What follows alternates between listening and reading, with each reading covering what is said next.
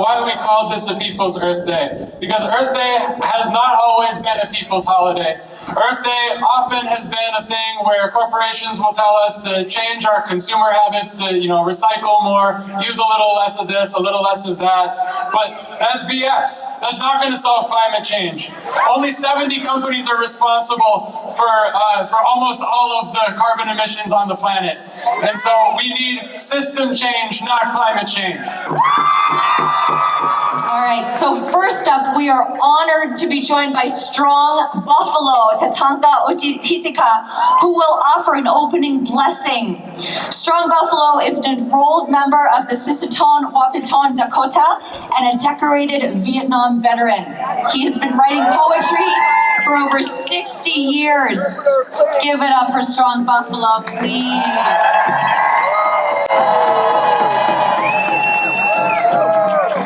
Ciao, Takoyaki. Ambe tu astero. Hey, Dakota Makoche. This is Dakota land. And I say that not in a matter of possession or ownership. We have a relationship with this land that we call Mother. This has been told to us. The Dakota are called the friendly people. We were brought the message of peace by the White Buffalo Calf Pipe woman, and she told us this land belongs to us all. We need to share it. Amen. This has been the home of the refugees of the world for over 500 years, and it should continue to be that way.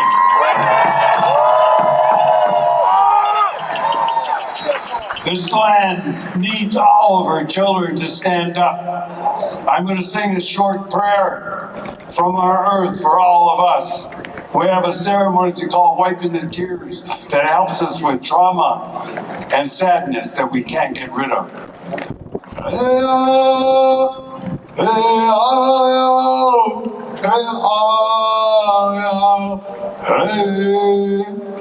Wachewe choshoki teatu ahuelo lechiayo rio kipi etaya hey.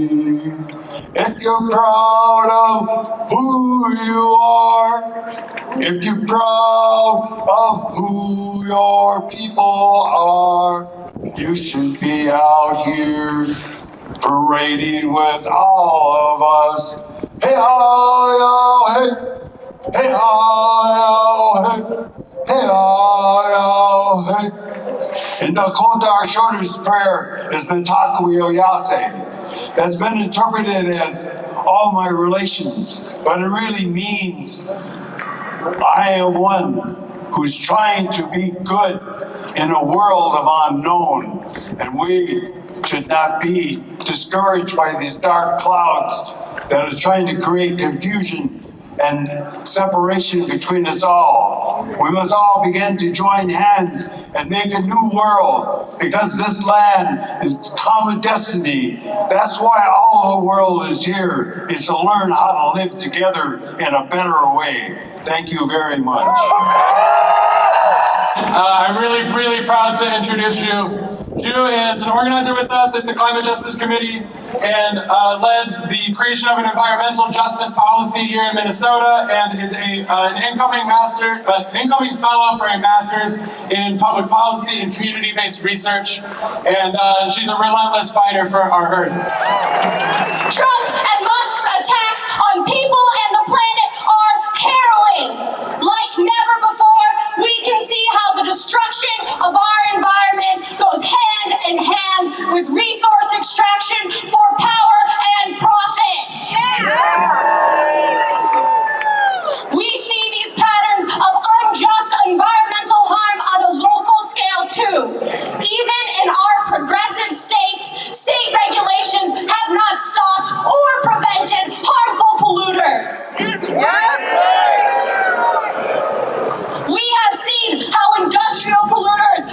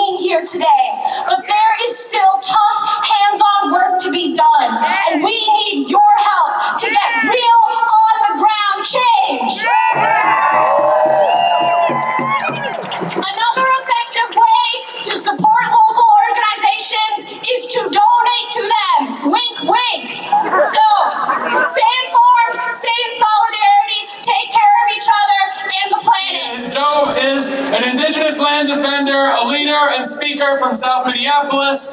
He's an enrolled member of the Red Lake Nation and a proud Mexican. So please, everybody give a warm welcome to my friend Joe Vital. It's such an honor to be speaking in front of you all. I haven't been here since the Line 3 occupation years ago, but that's the point. Yep. The same fight we were taking on then is the same one we're fighting now. It's just now it's impacting all of us. That's right. Now, many speakers here today are talking about different struggles, but more important, the protection of Mother Earth. And I'm here to talk to you about when we fight and what that looks like. Now, I'm with the East Phillips Neighborhood Institute, and we scored an historic victory in South Minneapolis where we land back 7.5 acres from the city of Minneapolis.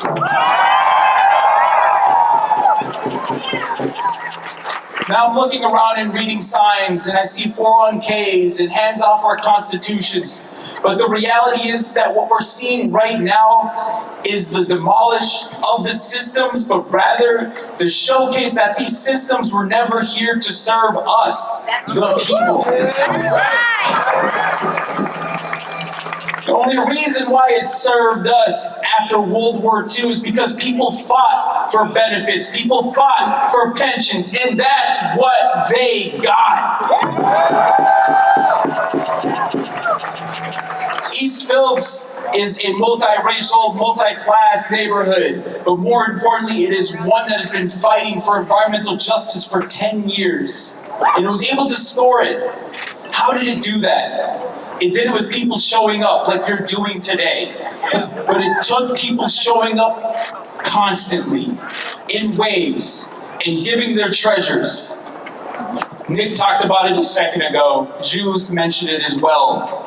But this fight is going to it's going to be longer than just 2 years. Hell, it's going to be longer than the next election if we have one.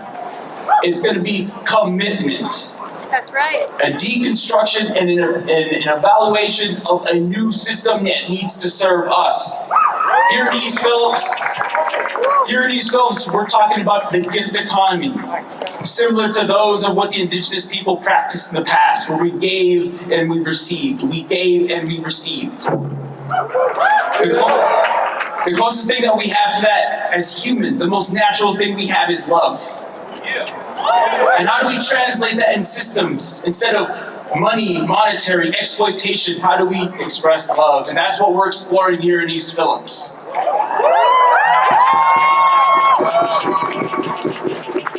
And so the fight doesn't end here, it continues on. But I want you to know that it is possible. It's through diversity of tactics, it's trusting your neighbors, and letting people just do what they need to do. So check out these groups. Many of them are on the ground doing different things. Do what you can. Check your capacity. And don't forget to be in community. They don't got us, but we got us. This is Nick Estes. He is an associate professor of American Indian Studies at the University of Minnesota. He's also a really terrific author. He wrote a book that you should all read. It's called Our History is the Future, which charts indigenous resistance going back centuries up through the pipeline fights of the last decade. It is such an important read because we are on stolen land. Justice is our demand. Justice is our demand. No peace on stolen land. No peace on stolen land. All right, here is Nick Estes.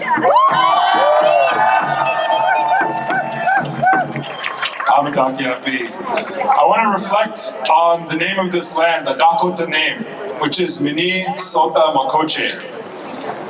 That is not just a description of what the land looks like, it's a relationship with the land, Mini. Sota, land where the water reflects the sky. Land, water, sky, or air.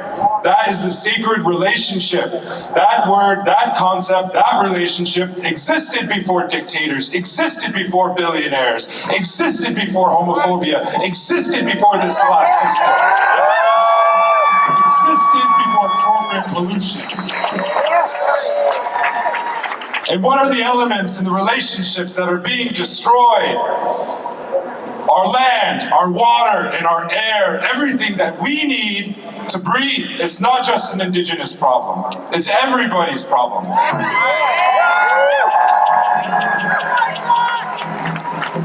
This class system, this corporate system, which was brought here in 1776 in a document, specifically said, we are merciless Indian savages. It was clear from day one that this country was founded with the intent to steal indigenous land, with the intent to commit genocide, with the intent to introduce a corporate capitalist system. Our current conjuncture is not a deviation. It is a confirmation of that destiny of this country as a settler nation built on the foundations of genocide and slavery. All the movements that we have seen in the last decade to stop fossil fuel pipelines, to stop fossil fuel extraction, have been criminalized. Water protectors, who are not all indigenous. Many of you showed up to the Line 3 encampments, to the Standing Rock protest in 2016. Go Temple! Showing that there can be a new relationship with this land. A new relationship with each other, one founded on solidarity, one founded on commitment to a common purpose, one that doesn't celebrate genocide, that doesn't perpetuate the pollution of our land and water. Currently, Indigenous-led protest movements in Canada and the United States, two of the largest per capita producers of carbon and greenhouse gas emissions, account for preventing 1/4 of the emissions from these countries. That is massive. Indigenous people do not make up a fraction of the demographics of these countries, but yet their movements are punching well above their weight class. And that's because we had allies, we had water protectors. And that's why Donald Trump and even Joe Biden and Obama all tried to criminalize these movements. They tried to break these movements. Even the rulers of this state that calls itself Minnesota pushed through Line 3 at the expense of indigenous lands. I see signs out here saying, "Save the Constitution." In the Constitution, it says treaties are the supreme law of the land. Where were you when those treaties were being broken, when your Constitution was being violated? Those agreements are not just between us and some old government that existed in the 1800s. They're alive and relevant today. They're your treaties as well. So when we ask what it means to be a good relative today, we have to think about Minnesota Makoche. Our fight today to protect land and water is a fight to protect future generations. How are we going to be remembered? How are we going to be good ancestors to future generations? Our actions start today, start right now. They started yesterday. So join the movement, get involved. Thank you very much.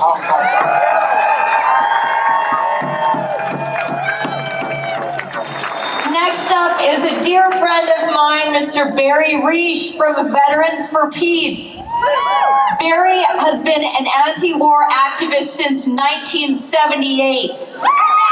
He served in Vietnam in the Army. He's a lifetime member of Vets for Peace and has been since '91.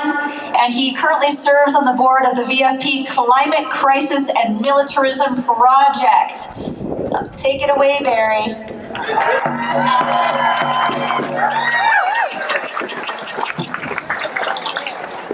Hey everybody, I say more music, less talk. Thanks for being here. Veterans for Peace stands firm on addressing the climate crisis and in particular the U.S. military's contribution to it.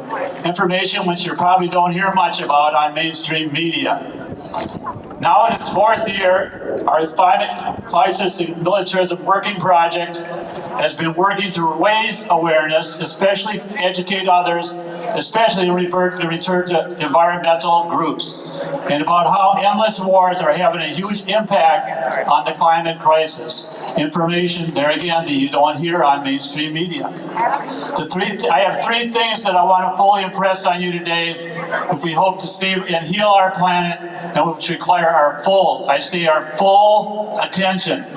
First one, preventing nuclear war, which we have been playing more nuclear chicken with of late, Russia and now with Iran since 1962. No one wins in nuclear war, folks. Second is war itself, which is an abomination, the most brutal, inhumane, destructive, and wasteful act we perform as humans, which I participated in, and which we witness each day with the genocide of the Palestinian people. Shame. War will eventually consume us if we don't put an end to it. The most eco-friendly thing you can do is be anti-war. Anti-war. Anti-war. Anti-war. Trump's drill baby drill is going to be burn baby burn as he is doing his damnedest to dismantle the Environmental Protection Agency as a functional workplace, while walking away from virtually every important climate policy on the books. For the foreseeable future, we will all be living in a climate set by that expert in bankruptcies, Donald J. Trump. Are we in the final century of human civilization? According to our indigenous family, we are the seventh generation, and we are the ones to decide whether humankind continues. It is imperative that we take the blinders off and face this crisis openly and honestly. Ending this threat to our survival requires transforming the organizing principle of our society from greed to sustainability, equity, community, and regeneration. This will require the collaboration of us all. I have another paragraph on what you can do, but join at Veterans for Peace at climate@veteransforpeace.org and talk about this issue. Talk about military's impact on the climate, please. End war, save the earth. End war to save the earth. End war, save the earth. End war to save the earth. End war, save the earth.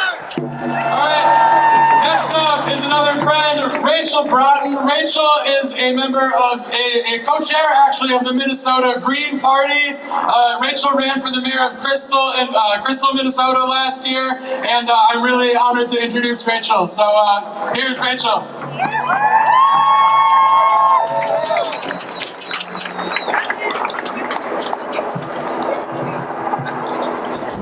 Are you tired of corporate-funded politics? Are you tired of corporate destruction of our environment while we all suffer the consequences? Well, the Green Party is the only one that only accepts money from people. The Green Party is guided by 10 key values. Grassroots democracy.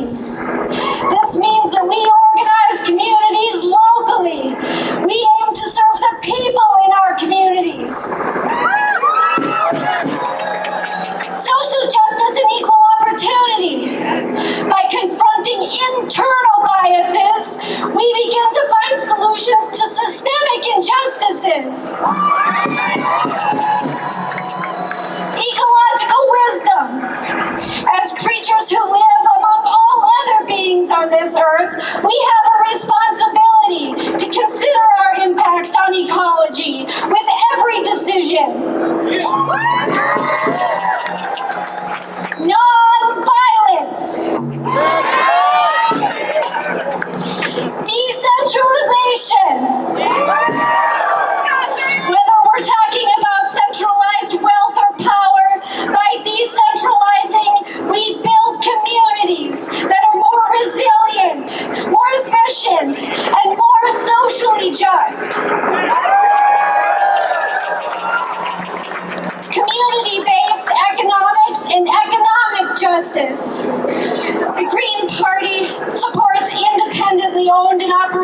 companies which are socially responsible, as well as cooperatives and public enterprises that distribute resources and control to more people through democratic participation. Feminism and gender equity. The Green Party of Minnesota calls for more cooperative ways of interacting with gender diverse people and individuals. Respect for diversity. On this Earth Day, we call for a fight for a People's Earth Day. Personal and global responsibility. Our personal decisions impact the rest of the planet and the people and other beings living on this planet. Let's make a vow to consider our personal and our global responsibility today.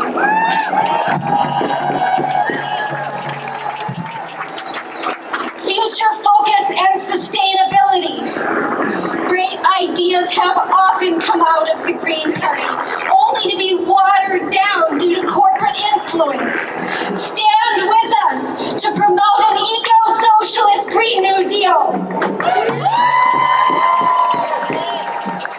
If you believe in these 10 key values and you're tired of corporate-funded politics, join me. Join me in a shift away from ecosystem-destroying economic systems,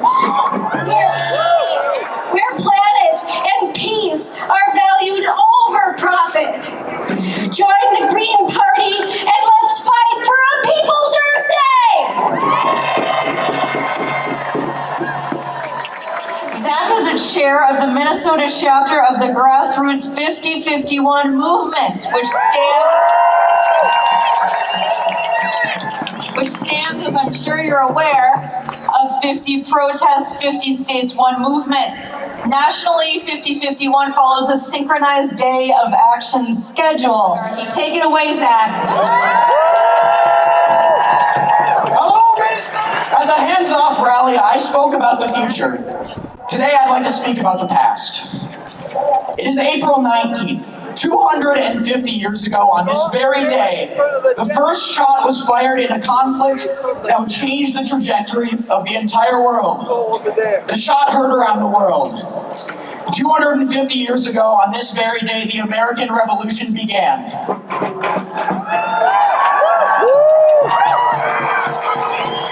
Why did our forebears so long ago feel the need to take up action? What malicious force drove them to rebel? Tyranny. It is tyranny that plagued the founding fathers. And a time is at hand that tyranny plagues us once again.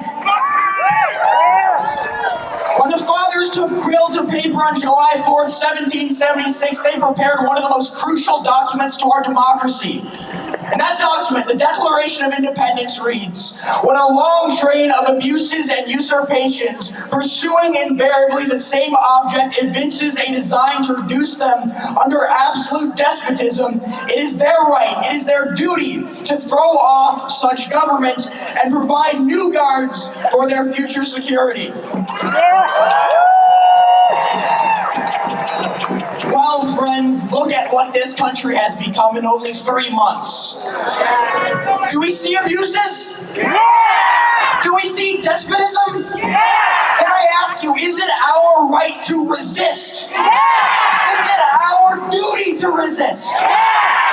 Absolutely. What we need now is a bloodless, non-violent, but wholly powerful movement of the people, by the people, for the people. Because they will not divide us. When we pledge allegiance to this country, we declare that we are indivisible. We declare that we are folk of a land with liberty and justice for all. And so it is our civic duty to fight to create that land. Create the beautiful country that lives in all of our imaginations. To create a land without hatred, without oppression, without dictators, and without fascists.